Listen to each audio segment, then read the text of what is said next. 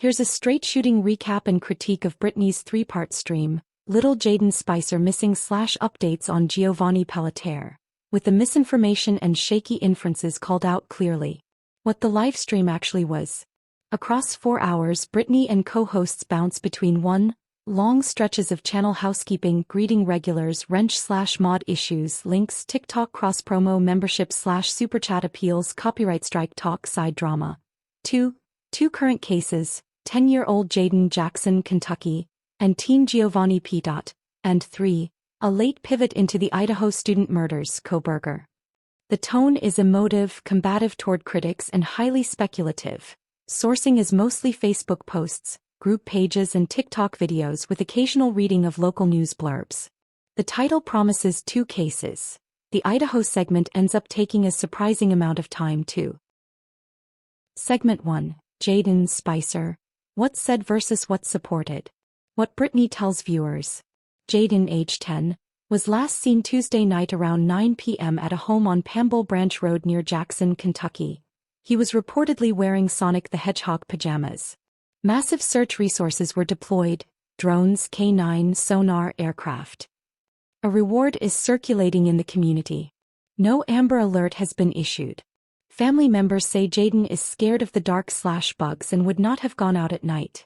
She reads Facebook posts claiming the grandmother, Mama, had raised him, that custody shifted to the mother, Felicia, after the grandmother's death, and that Felicia previously faced child endangerment charges, while a current or former partner is an offender with violent history. She raises the idea that CPS put him back into harm's way, and floats that he could have been born substance exposed. What checks out? Timeline, location, and description match the Kentucky State Police, KSP, release and local outlets. Agencies did deploy aircraft, drones, sonar, K9s, ATVs, etc., and later broadened the search. Local TV carried on-camera statements from 2 aunts repeating the scared of the dark/insects point and questioning details, exactly as Brittney relays. KSP explicitly said the case did not meet Amber or Ian Alert criteria at that time, while still investigating all possibilities, including abduction. That part is accurate. The leap Brittney makes from no alert, so they're not leaning abduction, is her inference, not KSP's.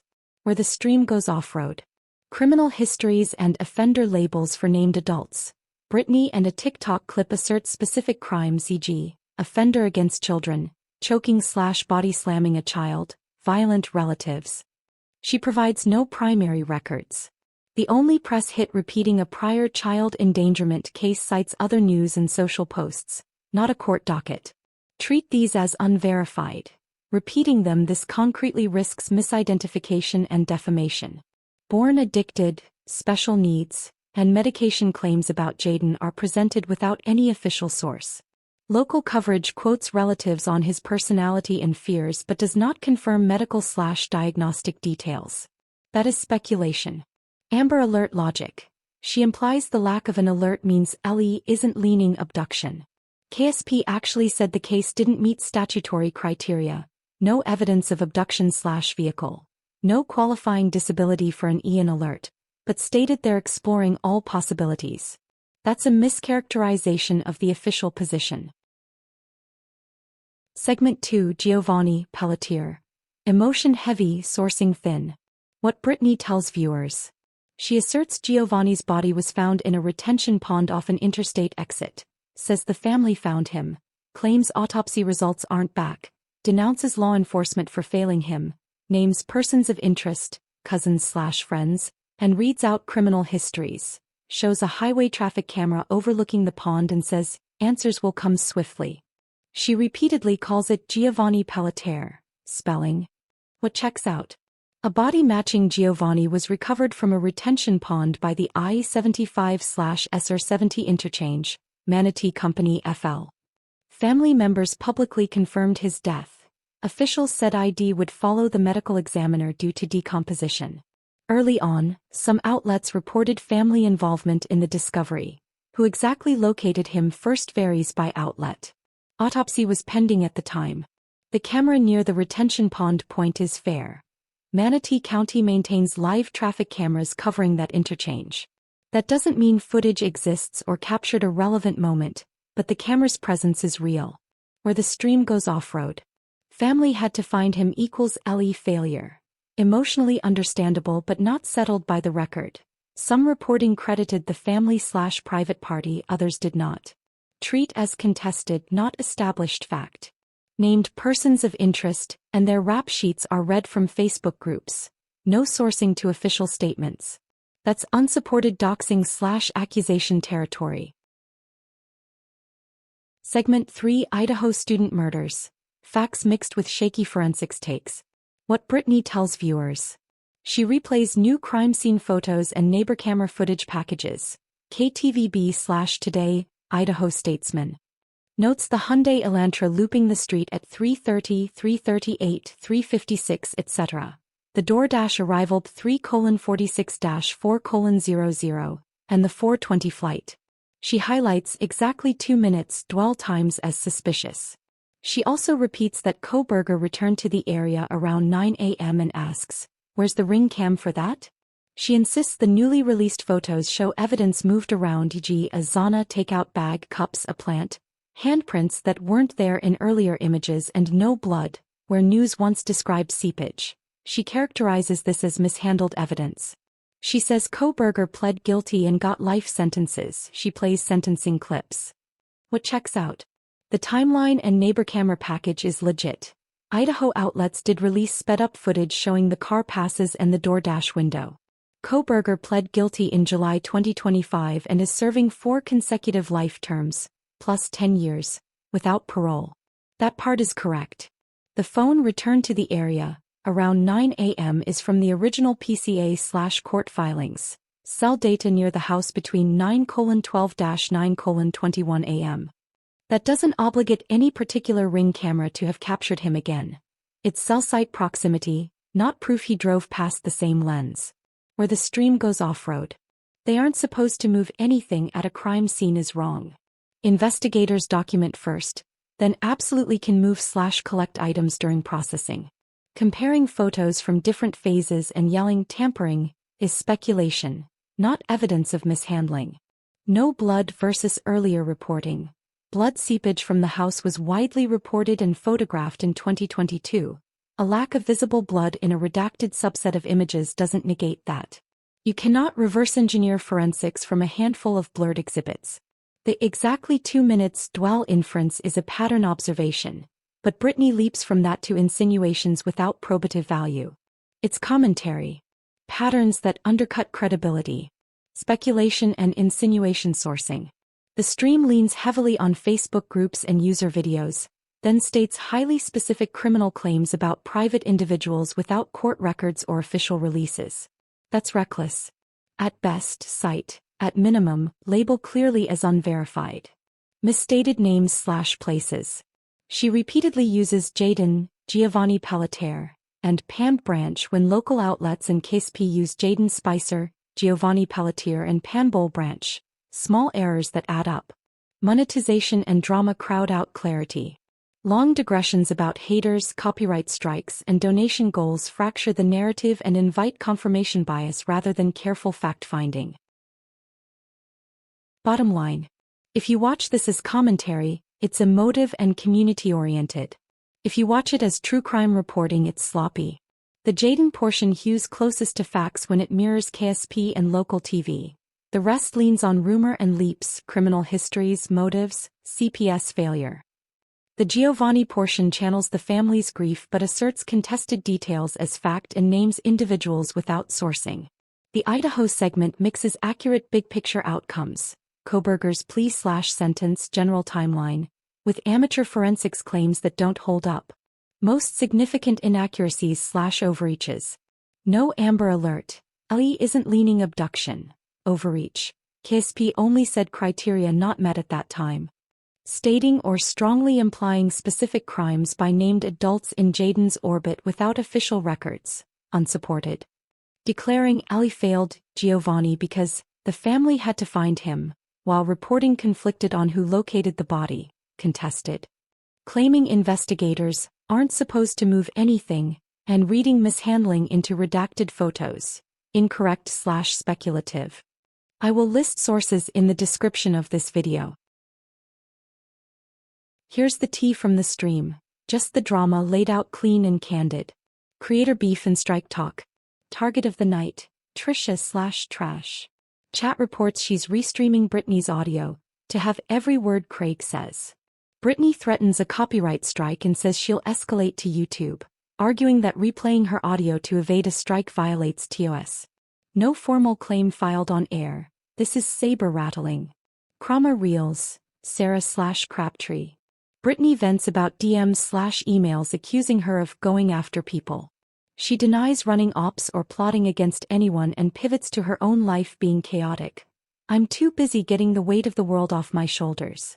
Receipt wars. A recurring subplot. Critics call her legal payment receipts fake. She doubles down. Flat fee paid, invoices paid in full, and my attorney would vouch. Craig laughs about Sasquatch conspiracy energy. The stance. The docs are real. Detractors are doing mental gymnastics. Haters, jealousy and the moral high ground. Victim-blaming tirade. Someone suggests if Brittney fears for family she should log off. She unloads. That's blaming the victim. Stepping away only empowers abusers to target the next weaker person. Armchair diagnosis. She labels persistent antagonists as having oppositional defiance disorder. It's a rhetorical jab, not a clinical read. The sermon. A running motif. Jealous? Ask God. Multiple mini-monologues about blessings coming from the throne, not grift. Used to defong you just want attention/money accusations. Mod chaos and chat friction. Wrench confusion. Co-hosts and regulars can't post links. Accusations of you took my wrench. Slow fixes. Shadow bans/blocks. Woman's warrior can't chat. Brittney digs through a long blocked list full of troll handles. BJ's Lone Shark, Craig's Daisy Duke, etc. Mass unblocks a few and blames YouTube weirdness. Similar visibility glitches hit others. Make sure you're in live chat, not top. Crossed wires.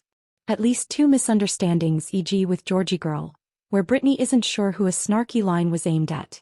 It gets smoothed over but eats time. Monetization grind and the optics problem. Hard promo loop. Frequent thumbs up asks, membership pushes, link drops, TikTok growth and a donation ticker idea.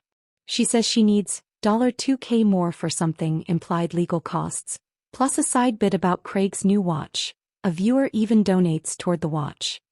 Gifting membership backfires. Brittney gifts 5 subs. Laments, it shook the bushes. Some went to lurkers/haters instead of regulars. Philosophy of the hustle. She's blunt. The channel is her job. She pays taxes. Anyone claiming, I'm not here for money, while monetized is lying. That candor helps, but it sits awkwardly next to live case speculation. Platform paranoia and policy rumors. YouTube verification rumble. Claims YouTube will start forcing DOB/ID. Chat debates whether it's rolling out selectively. Brittney half likes the effect, harder to clone accounts, while griping about user pain. Off-platform fear bait. A wild aside. Social Security, checking bank accounts. It's outside the show's lane and goes unverified. Classic stream drift. Community alliances and mea culpas. Pink wildflower apology. Pink says her separate live triggered heat against Brittney. Brittney publicly accepts and absolves her. Not your fault. Hot mess/reality/regulars. Lots of love for the inner circle, with reality co-hosting and hot mess mentioned as having a rough go. Community bonds are part of the brand. Content boundary scuffles. Refusing an enhanced audio. When another creator, CJ, posts boosted audio allegedly revealing Zana's cries in the Idaho case, Brittney refuses to play it, calling it exploitative. It's one of the few restraint moments. Crime scene nitpicking. She and reality compare Moscow house photos, accuse LE of moving items or inconsistencies, plants, cups, Zana's bag. It's framed as questions, but delivered like gotchas, feeding more drama with the true crime community. Metadrama. The stream eating itself. Case versus content tug-of-war. Each time the show tries to sink into Jaden or Giovanni, it gets yanked back by mod tools, strikes, gifted subs or side chatter.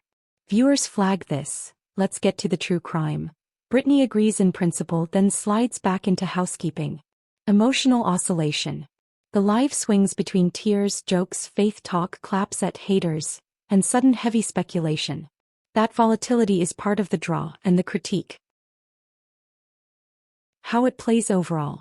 If you're a fan, it reads as a beleaguered creator protecting her space and keeping receipts. If you're skeptical, it's a lot of grievance airing and monetization while thin-sourcing serious allegations, plus threats of copyright strikes as a control lever. Either way, the drama is the format. Platform problems, feuds, and community maintenance share equal billing with the actual cases. It's fine. Falling asleep on stream. Not a policy violation on its own. It can hurt viewer trust, but it's not prohibited content. Gray areas / near misses. Copyright reuse, news clips and popular music. They played bits of broadcast packages, KTVB / Today, Law and Crime, with commentary. That can be fair use, but it's not guaranteed. Length used, purpose, and how much transformative commentary matters. Multiple moments of commercial music audibly on stream, e.g., Gangsters Paradise. That's classic content ID territory and can lead to claims or, if a rights holder opts to enforce, strikes. They knew it, kept muting and apologizing, which suggests they were skirting it. Restreaming / using another creator's content and threatening strikes. Brittney complains another channel is replaying her audio. If that other stream isn't adding meaningful commentary, it could violate copyright. Conversely, Brittney's own use of other people's videos, TikToks, TV segments, was sometimes light on transformation. Both sides are playing close to the line. Harassment / abusive language at named creators. Repeated pejoratives, trashal, bitch, aimed at a specific creator. YouTube's harassment and cyberbullying policy can ding targeted, repeated insults. This felt like a near miss. If the target reports it, it could escalate. Naming private individuals plus alleging crimes. True crime segment. Reading out full names and attributing serious offenses, e.g., offender against children, choked / body slammed a child, without showing primary records is risky. YouTube's harassment and doxing / privacy rules don't require an address leak. Naming private figures and encouraging negative attention can trip enforcement, especially if those people file privacy or defamation complaints. Graphic crime discussion. They kept it non-graphic, no bodies, which aligns with policy. The refusal to play enhanced audio of a victim's cries was a good call. That could have veered into gratuitous suffering territory. Medical / personal info about a minor. Claims like born addicted, special needs / meds about a missing child, stated as fact, are unverified and sensitive.